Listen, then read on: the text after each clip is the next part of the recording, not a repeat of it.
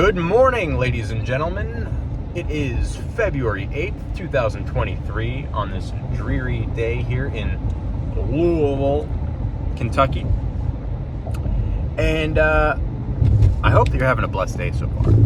I really do, and I hope that you're all taking care of each other and taking care of yourselves. In this very divisive environment that we're in, this artificially generated polarization that we're experiencing, okay?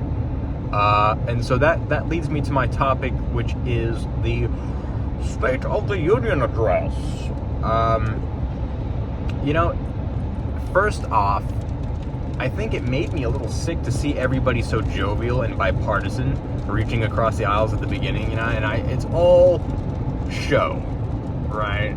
Just the continuous clapping while he feebly meanders up to the podium, right? Just consistent clapping and, smiling and shaking hands and patting backs, and, you could just see the just how everything is so fake, And he hasn't even, at this point, the guy hasn't even opened his mouth yet. And I'm already a little sick to my stomach.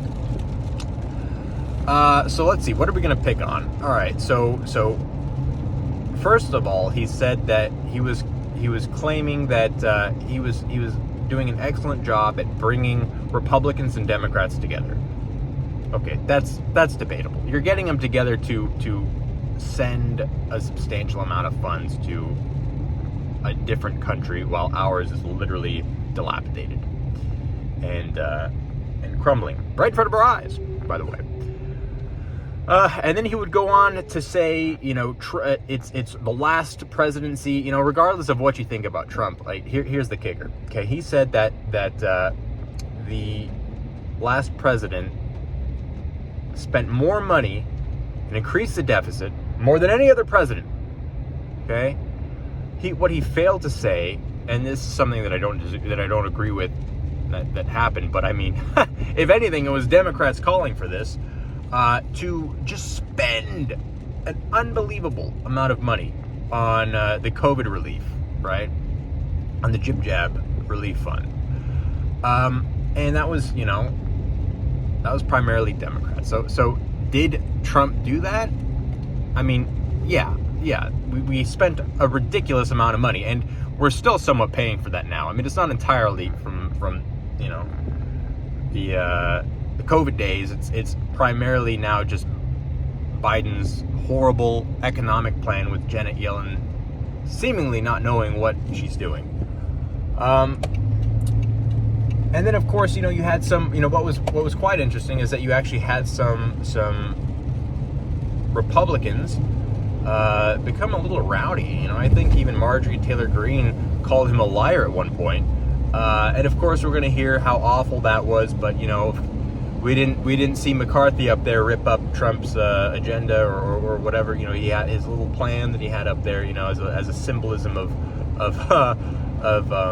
revolt, right, against that. So we didn't see that, and that was a little interesting to see, and to see the response. But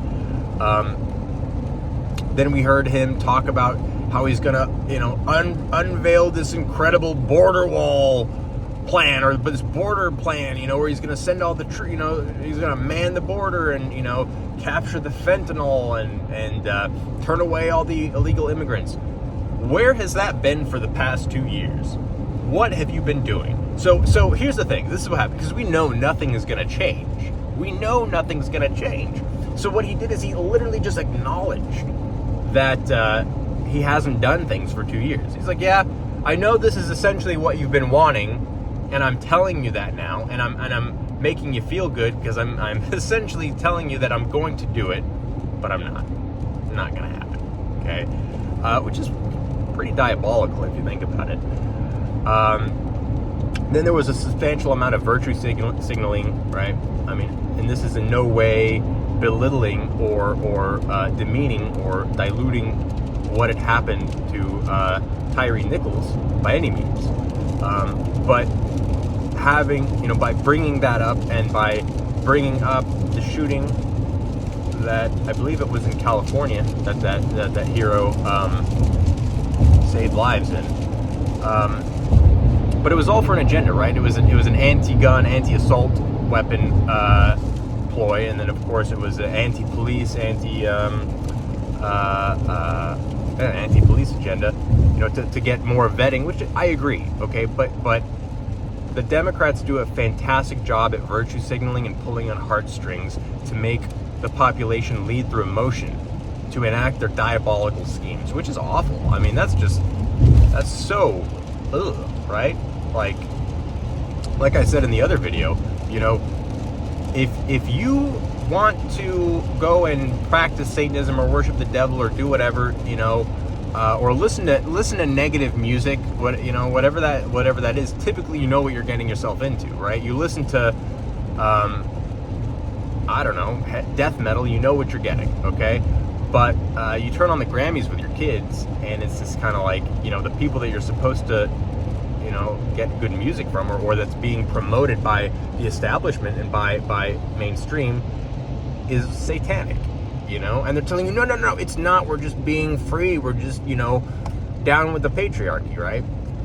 So it's all this subversive tactical ploys that they've been using. So I don't think anything's going to change out of this. He didn't talk much about Ukraine. He didn't talk about anything about the balloon, which of course was a cover-up for what's going on with his documents and everything. It's just to keep people distracted from what's going on domestically. Shiny object over here, it's like, don't look at my left hand, when my right hand is stabbing you. So that's essentially what's going on there. So we'll see what's coming out now. I don't think anything's going to change. I don't think he's actually going to do anything about fentanyl, because he hasn't done anything the past 2 years, which is absolutely incredible. Can you imagine? Like, your son is literally a walking carcass. Like, your son he needs help. He's been needing help for decades. And you would think that if your dad was the president of the United States and watched what you had gone through, he would put a little more money into addiction, right? So, helping people into recovery. Helping people recover, right? But no, he has the border completely wide open, allowing fentanyl to come in and just completely blow through the youth, right? Kill everybody. Unbelievable. And I don't even remember this stuff a few years ago. Where did this stuff even come from? It's crazy. Of course, China, but unbelievable. So he's failed miserably in that regard, okay? We'll kind of see what happens throughout the year. He says that the economy is getting better, and that gas is down from $1 and change from its all-time high. Yeah, but it's still really high. You can't get eggs. You can't get, inflation is not, I don't even think we have any idea what we're doing with that, But anyway, I digress. We'll see what happens. Just keep your head on a swivel. Use discernment. Make sure that you're consistently checking your inner knowing, and not just listening to self-proclaimed fact checkers. It's a wonder why self-proclaimed comedians aren't of George Carlin's caliber, because that's a subjective observation. You're subjectively saying, "Oh, I am a fact checker, therefore you must listen to me." Right? Okay. Anyway, please have a beautiful day. Have a blessed day, and stay safe. Have a great one.